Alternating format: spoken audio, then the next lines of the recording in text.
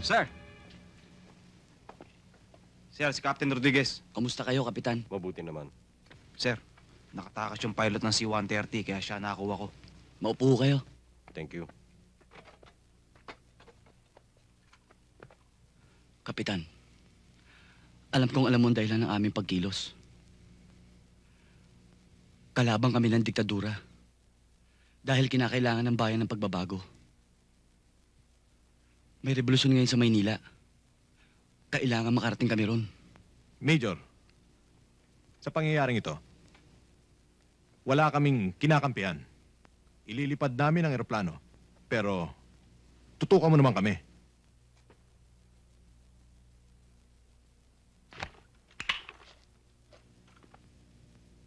Ano pang hinihintay natin? Ayos. Okay? O di, let's go. Let's go.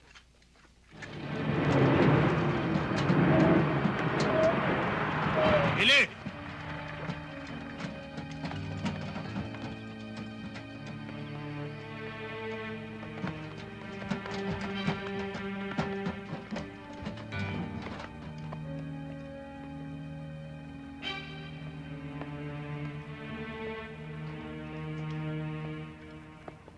Kailangan ba mga pangyayaring ito? Kailangan, sir. Committed kami. Kailangan makarating kami ng Maynila. Naghihintay ng tulong ang mga kasamahan namin sa Camp Crame at Camp Aguinaldo. Paano kung hindi kita payagang umalis? Sir, you're my commanding officer. But this time, I'll be forced to shoot you. How about my men behind me?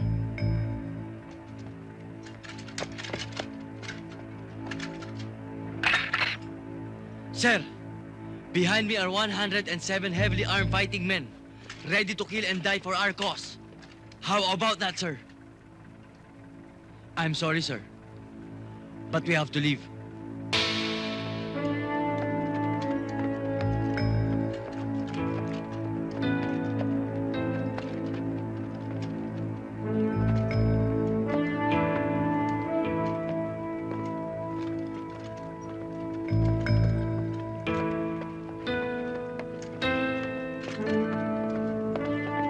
Billy!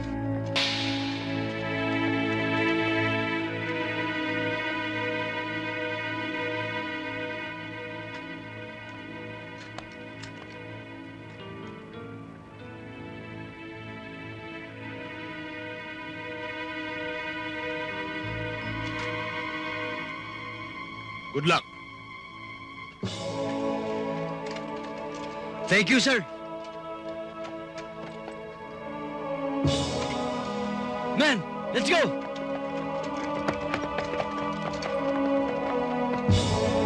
Let's go, Ben.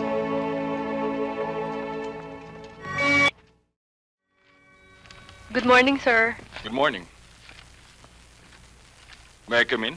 Sure. What can I do for you? Mukhang sunog na sunog ata ang balat mo ngayon. Inag-sunbathing kasi ako kahapon. If you notice, di ba hindi ako pumasok?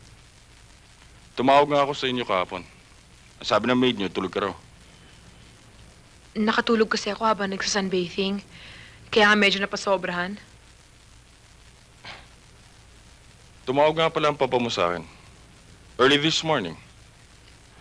Nakagalitan nga ako nung malaman niyang hindi kita nailabas. Huwag mo na lang pansinin yon. Kapag tumawag si Papa ulit, sabihin mo na lang sa kanya na we had lunch together, and then we went out for dinner, tapos tumuloy sa disco. Talaga? Yung bang gagawin natin ngayon? Hindi. Yun ang sasabihin natin sa Papa para matuwa siya. Ano ba talagang pinakain mo sa Papa ko at pinagtutulakan ka niya sa akin? Wala. Yun nga lang. Lalaki rin yun. Alam niya na perfect match ako para sa'yo. As a husband and a business partner. Ay nako, Ernie. Lumalabo na talaga ang mata ng tumatanda. Come in. Sir, phone for you. Tinransfer ko na sa 92. Thank you. Hello? O di areglo nyo na. pasakan nyo kahit na magkano. Basta kailangan hindi makalabas sa media. Okay, keep you posted. Sige. Napaka-misteryosa naman yata ng kausap mo at ayaw pa ipaalam sa publiko. Meron tayong mga ilang bultong bumalik. Rejects. Ayoko nang may makalam pa. Baka makasira. Seriously, Shirley. If you would join me for lunch, may ipapaliwanag ko sa'yo ang ilang pang problema natin sa import-export business. Well, it depends on how fast I could catch up with my work. I'll just play it by ear and I'll tell you, okay?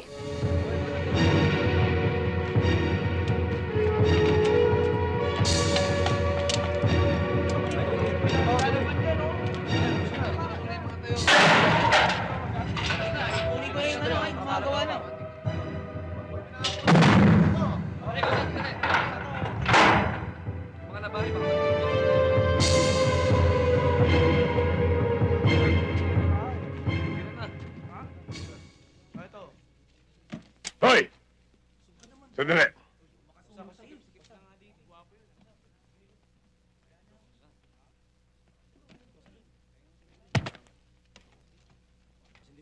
Ingatan mo yan. Nagkakapatayan dito dahil lamang dyan.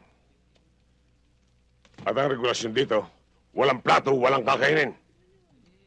Ang barak sa ito, tulungan lamang. Alas 4 ng umaga, maririnig nyo ang kalimbang ng kampana. Sa loob ng 3 minuto, ang lahat ay kailangan nasa labas na. At ang mahuli, walang lalamunin. At may parusa pa. Alas 4:30, kailangan ang lahat ay nasa bukid na. At habang nagtatrabaho, ay walang kwentuhan. Maliwanag ba? Wala naman siga dito. Wala. Ako lang! Kaya kung may reklamo ka sa akin patakaran dito, gusto mo makipagpasagan o makipagpatayan? Patawag mo lamang ako kahit ako natutulog. Kahit ating gabi. Pagbibigyan kita. Ako rin. Kahit natutulog ako. Pagising mo siya.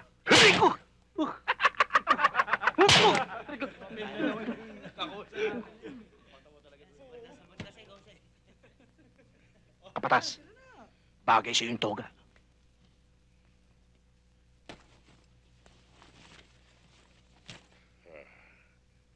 Salamat.